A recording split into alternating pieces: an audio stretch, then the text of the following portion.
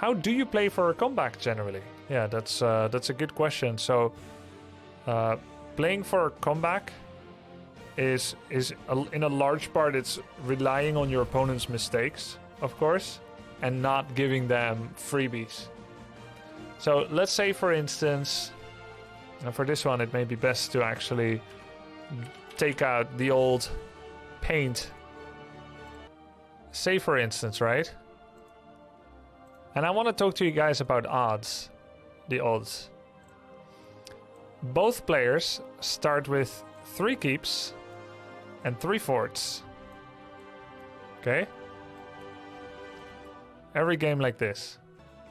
Alright? So you start with 3 of them. Now say, for instance, that the red team, and then you've got the, of course, the blue team, right? So playing for comebacks is really about making high-value decisions. So over the course of a game, keeps can die, right? This keep can die, this fort can die.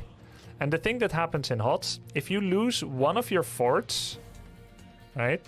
If you lose one of your forts, every 3 waves, 1 out of 3 waves, there will be a catapult.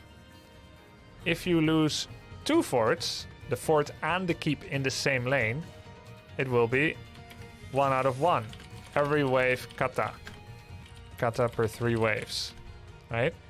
So this is quite important to recognize, and a catapult is basically a minion that helps you to win the game. If no one ever fights over the lanes, and this is the situation, then you're gonna have the blue team eventually having a lethal amount of catapults building up and killing the core of the red team.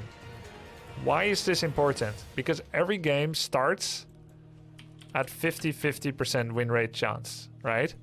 Not counting draft. Every game is 50-50.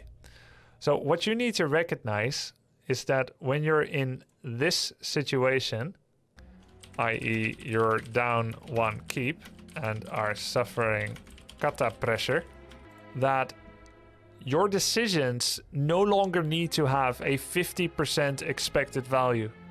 At the start of game, every decision needs to have 50.01% chance of positive effect in order to outperform the expected result, right? But once this situation is the case, let's say for the simplicity's sake that you are a 45% underdog likelihood to win a passive game. Does that make sense? Because the catapults are pushing against you. So you can actually make decisions that have a 46% win chance decision is now a good decision. And while this is very numeric, it's easy to find in a game decisions like that. Sometimes all the keeps will be dead. You've lost every keep and the opponent has 5 keeps. 0 versus 5 forts. There's catapult pressure in every lane. You've cleared the catapults for now, but soon they will happen again. Your requirement to stage a comeback is now completely contingent on doing anything that gives you a 10% or better chance to fight. So if it requires for the 5 of you to stick together, go through an unusual round, find the opponent anywhere, and take a bad fight, just like in Fight Club, go out there and lose a fight. You do it! Because 20% chance is better than 10% or 0%. Because if you let this go on and there's catapults, blue catapults in every lane, you're gonna lose. So your question is, how do you stage a comeback? Find decisions that you normally wouldn't make because they're not sensible in an even state. But recognize that the game is far from even right now and make decisions that work better than doing nothing. So if we compare it to the last game that I was just playing, where they kept gorging us and they kept portaling and so on, I must admit, I honestly think we could not have won that game. The enemy team was just better. I recognize many of the players. I think matchmaking screwed us a bit. But in that situation, maybe it would just be best for 5 of us to disappear off the face of the map and just go try to gank someone. It's hard to find decisions with randoms. That is true. You're not playing in a coordinated team.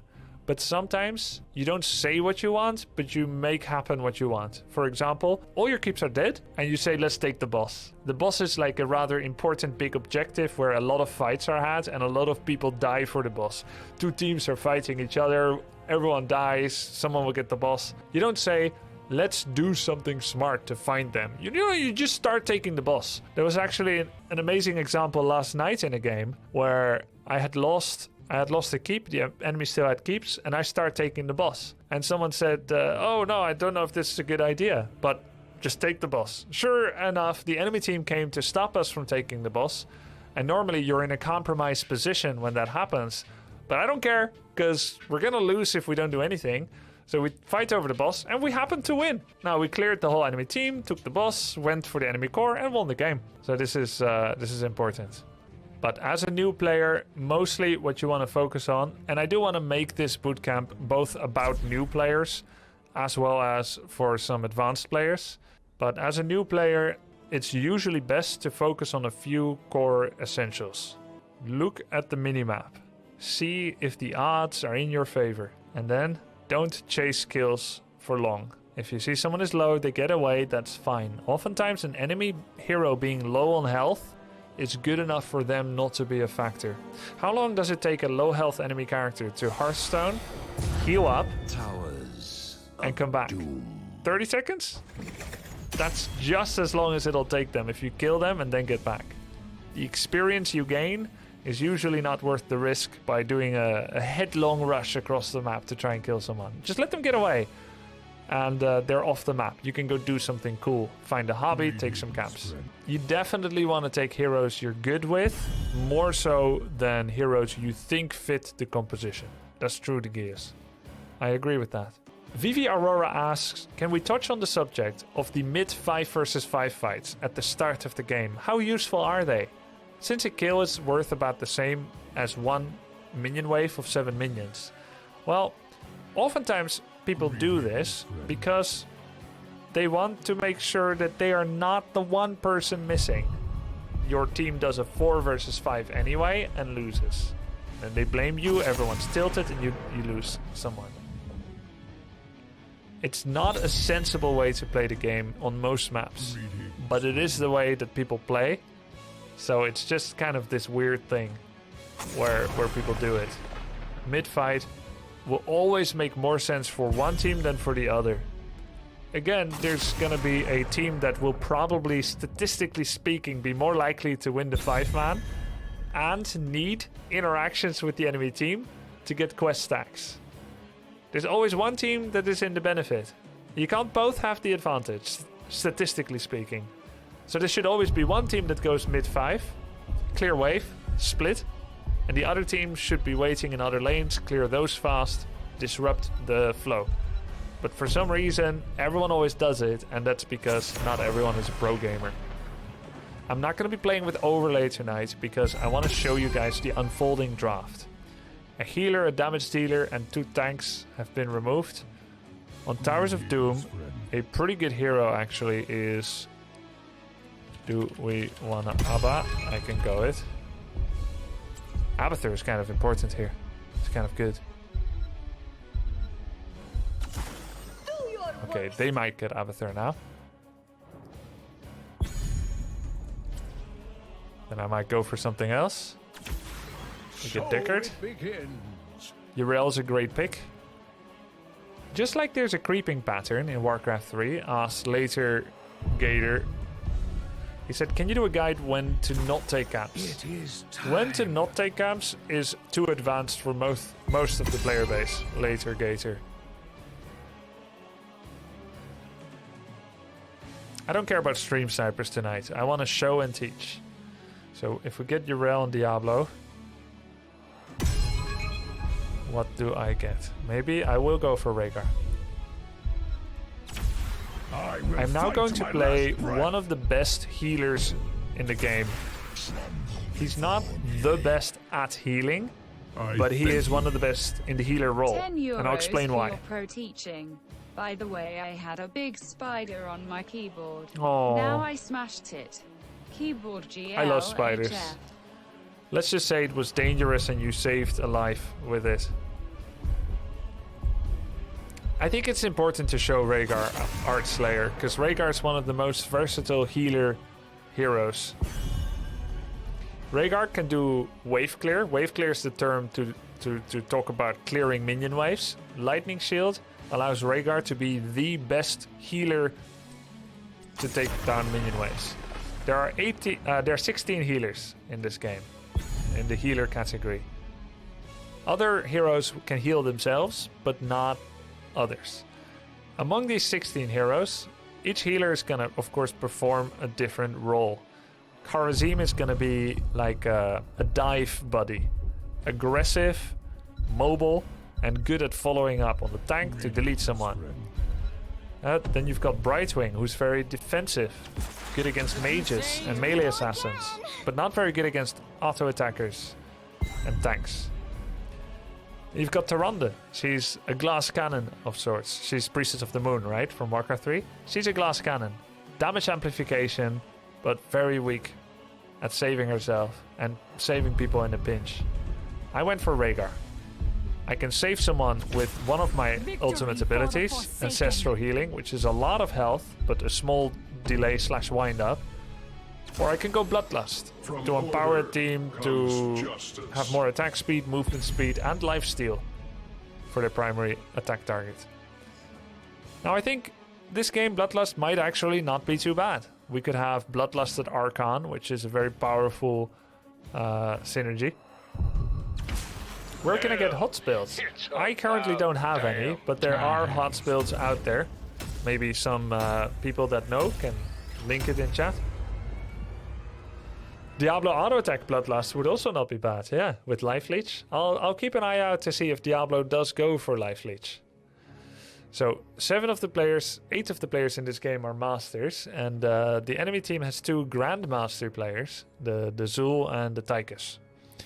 This game, this draft, is going to get defined in a large part by Zul's ability to clear lanes quickly, more quickly than almost anyone else in the game, mount up, go to a different lane and do it again. We call this duo laning, and Zul does it well.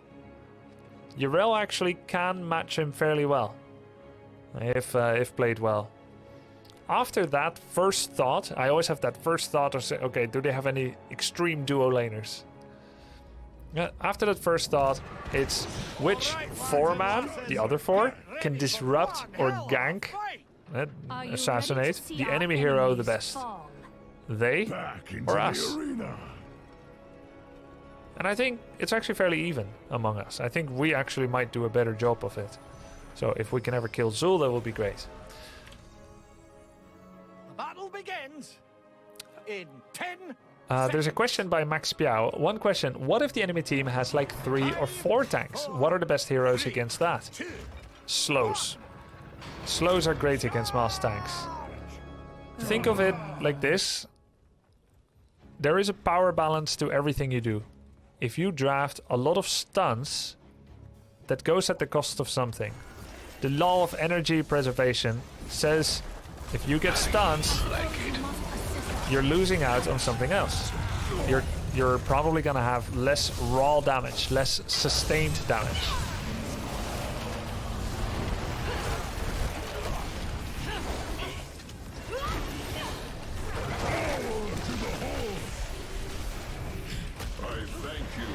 So it's not actually a good idea to draft stuns against tanks, because tanks have so much health pool. So while stuns are always good in MOBAs and strategy games, you don't want to run too many of them against tanks per se.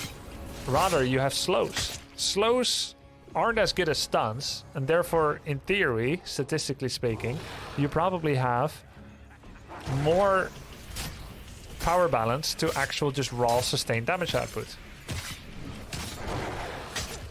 You can dodge these shots, okay? So I think picking something like Jaina, Max Piao, Arthas is great against mass tanks. Jaina and Arthas. And of course, don't forget your percentage damage. Giant killer things.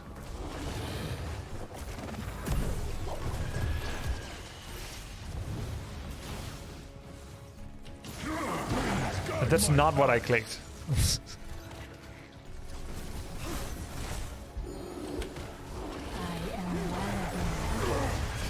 Alright, that was bait. I don't know why they fought for that when we're in such a poor position to do. And Zul actually came over here instead of double laning. Good decision. Choose a talent.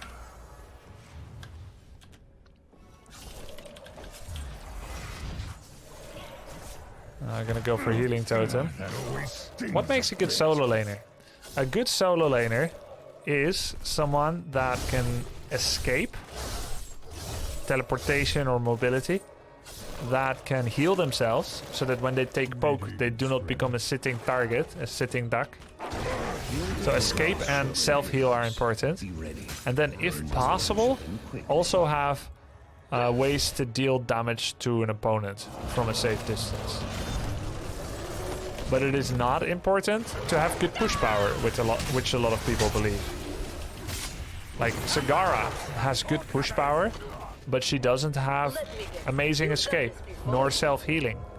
So she is a good solo laner because of regeneration globes, but she's not the best anymore. So we killed one. Can we actually get more of the objective?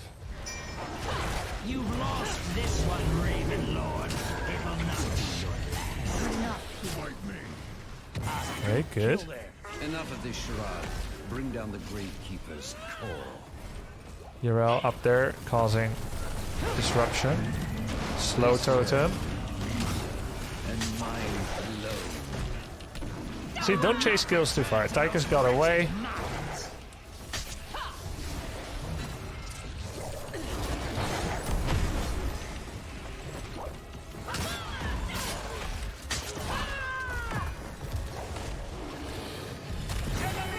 Good.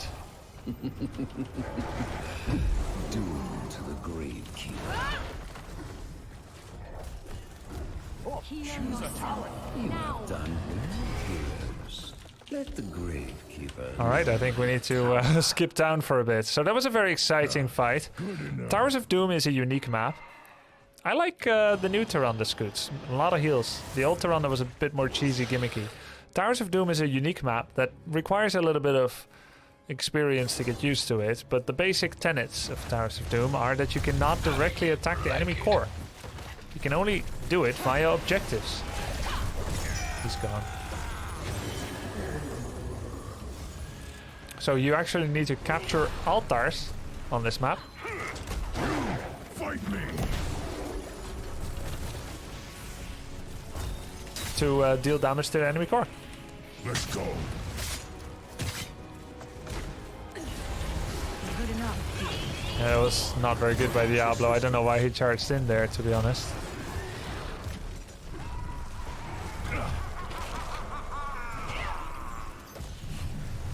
That's okay. It happens. Ah, no temporal loop. She went for slowing sands. Would Lightning Shield be viable here with Yrel and Diablo? Yes, I think Lightning Shield build is actually the best for me here, especially for Yrel, but even for Diablo. Lightning Shield build is worst with Mal'Ganis, because you keep waking up the sleep targets. Don't go Lightning Shield build with Mal'Ganis. But Earth Shield, amazing for Diablo, the bonus damage that you get and the range, it's great. Activate them now.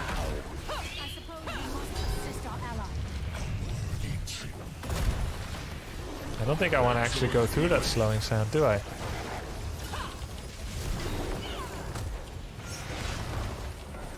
No, I will cap it now, but I need a bit of time. The altar is ours. Fire upon the Gravekeeper. Your powers with me, Gravekeeper. It came at big cost. Ooh, hope you don't get amnesia from that. Choose a talent. We got the altar, but we lost so many heroes for it.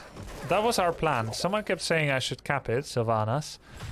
And I did follow up on that, and we got it. So we now have 36 health on our core. They have 28 health on their core.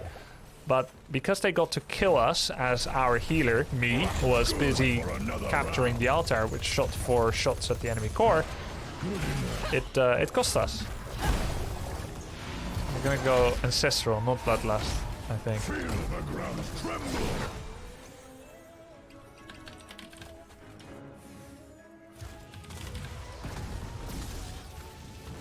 think I should go Ancestral.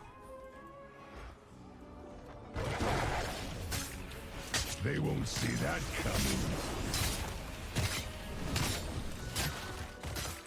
Will you upload some hotspots to YouTube? Yes, it's gonna be on the Heroes Hearth YouTube channel that you should definitely follow for more HotS content. Also with the big news this winter. The big new league coming for NA. You definitely want to follow that channel.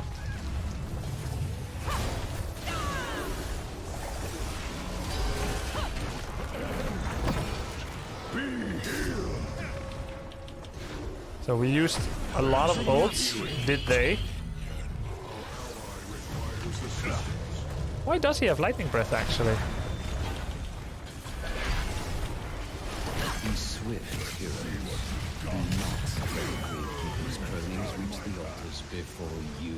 Cruel killing spree is over. It's not usual pick. Anyway, Zul has been double laning, which has given them a lot of experience.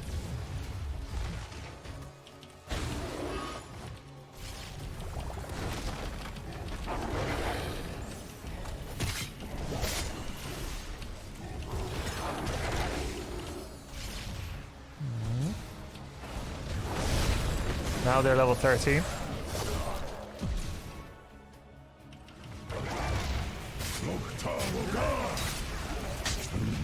Who should I help? I think I should try to help to kill Chromie. I thank you, healer.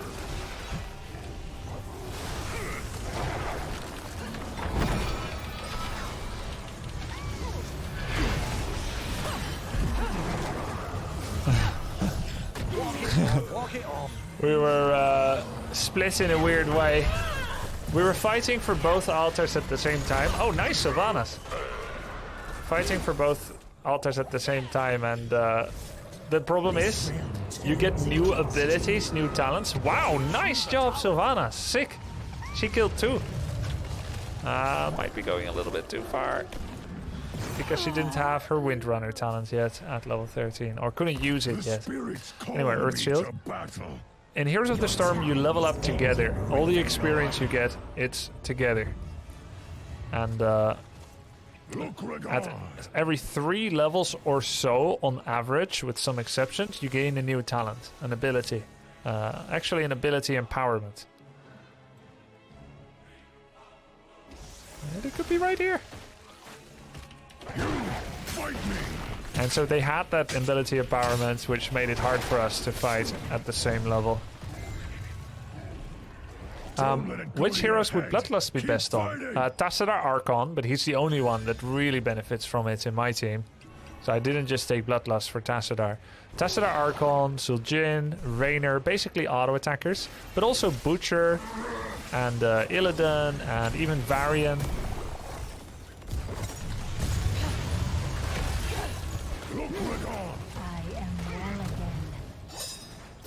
We need to pull back a bit.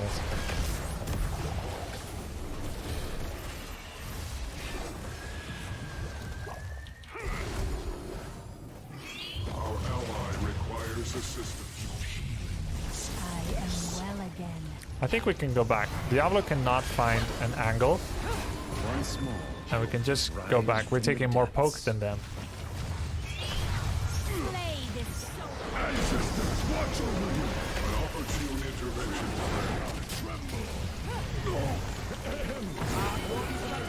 Okay, we got 2 kills actually. Amazing. Still got it. Really nice. Wild down a talent.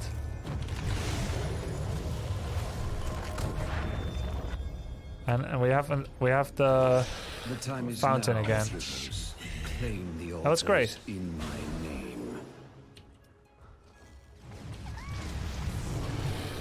Now, can we get more kills? Are they overstaying? Diablo with the flip.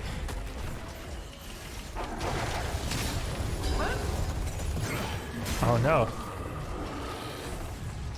Power to the whole. Look, Rhaegar. Are we capping though?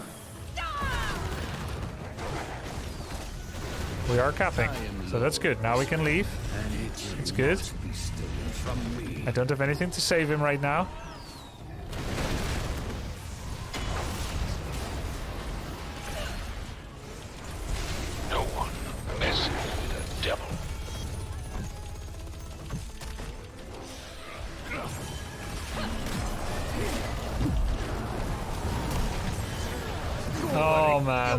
I try to peel for Diablo to save Diablo essentially by attacking Tychus and hoping more health would be forthcoming.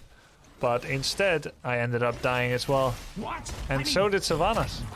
How much of a meme is it really to have a Genji and Samuro to snipe a fountain? Well, honestly, as much as you may hate the technique, and I do, Tiger, hate it, it is just the best way to play the game. At the moment, since fountains are exposed, if that's possible, it's just the best way to play the game. It's not a meme, it's the meta. You may not enjoy it, it may feel cheap and lame, but that's how it is. So we're still ahead in core damage, but we've been steadily dropping down in terms of... oh, come on. Don't take free shots. We've been dropping down in terms of... Oh, wow. Yrel. Oh, I wish I stayed here to help her.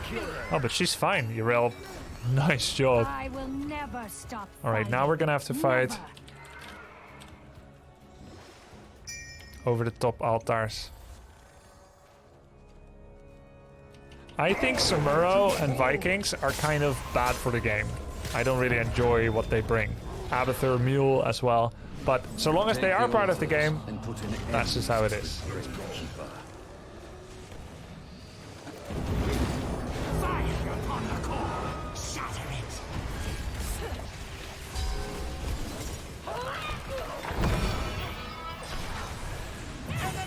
Nice.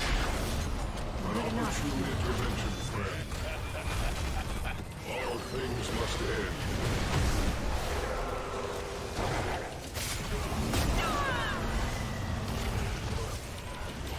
Ancestors, watch over me. You fight me. To the tally. A valiant strike.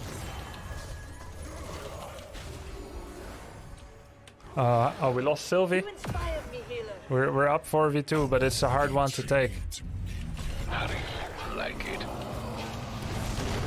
Yeah, get him. Yep. It's good. I'm gonna try and cut now. All things must end. Didn't reach. Enough of this charade. Bring down the Gravekeeper's core.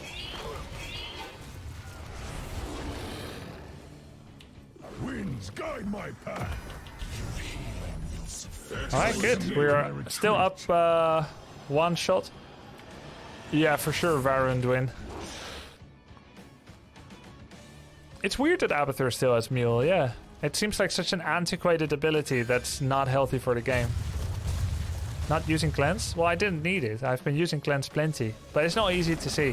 One of the requests by pro gamers and casters during HCC times was that Cleanse becomes more visible because it's a skillful thing to do, but it doesn't get a lot of limelight.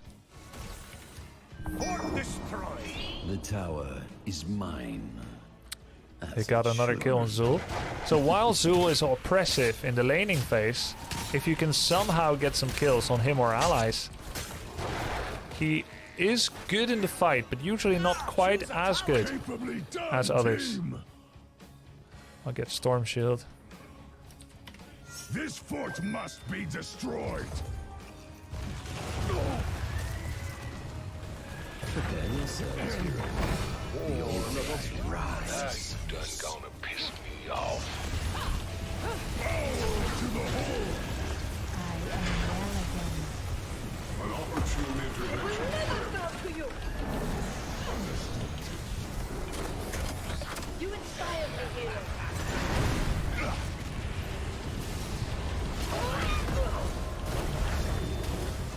Excellent healing. He did not move back at all. Oh my god, why fight into Odin though? Why fight into big red button Odin? Just because we have Twilight Archon. And people keep taking damage from Odin and Chromie.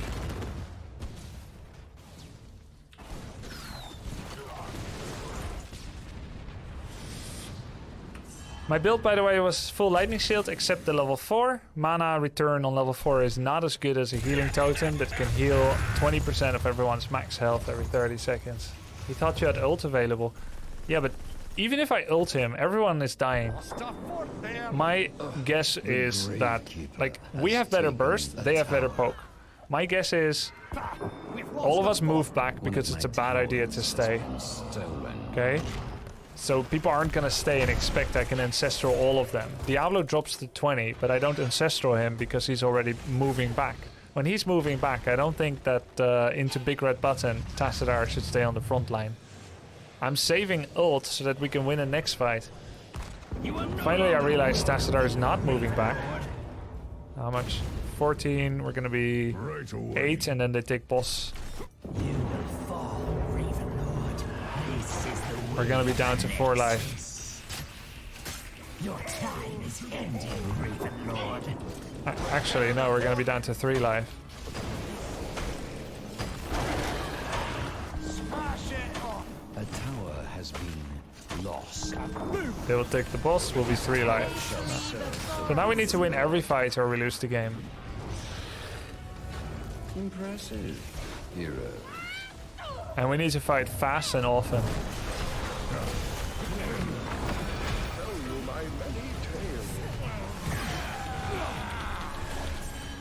I'm silenced for so long, what the hell? What was that? Deku.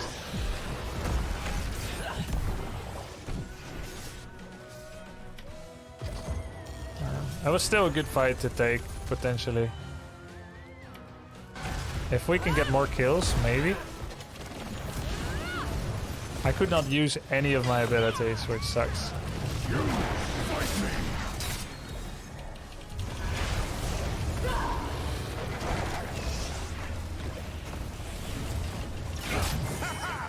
This Urel owns, man. I am thankful you are here. Once more, rise from the depths. May not be over yet then.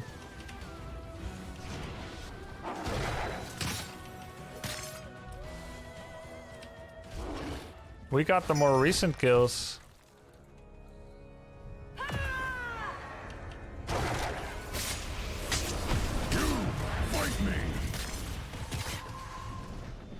Lay claim to the altars. Do So we should be able to defend this. This realm will be mine, and mine alone.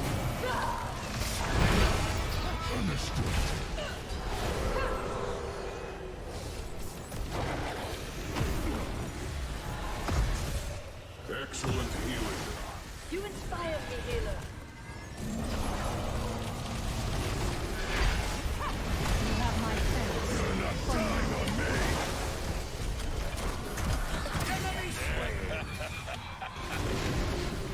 Let me go. You done it. Falling sword again? You cannot break me. Another We tower are under blessed by the light. Can we back? I needed that. An opportune intervention, friend.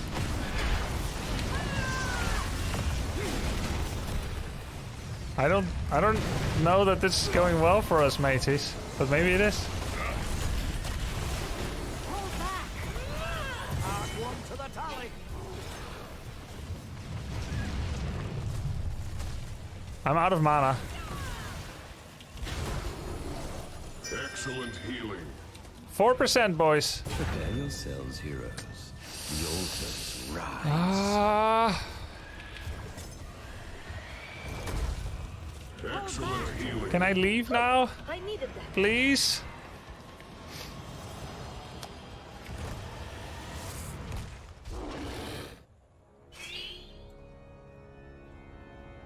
Archon back in 60 seconds, not really on time. You know, if they just take top zappers, we get a problem already. I'm not there, Diablo! Grave claims another tower. That was grief by Diablo. Claim the altars in mine. I'm not there. I pinged, I have no mana. My favorite.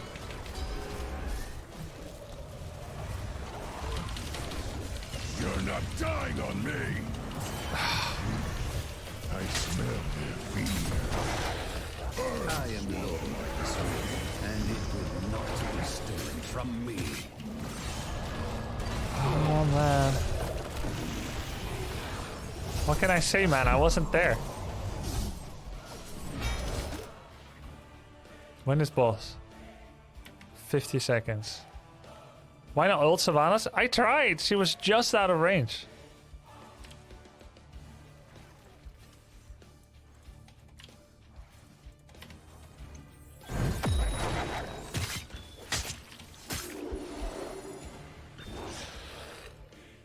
I was trying, but she was out of range. Oh, they got double sapper. It's bad. It's really bad. Understood.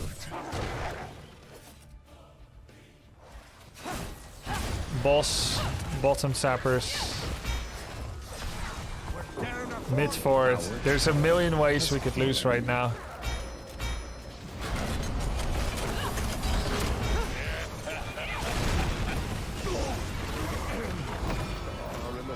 Yeah, GG. We tried, man. We tried. It was interesting.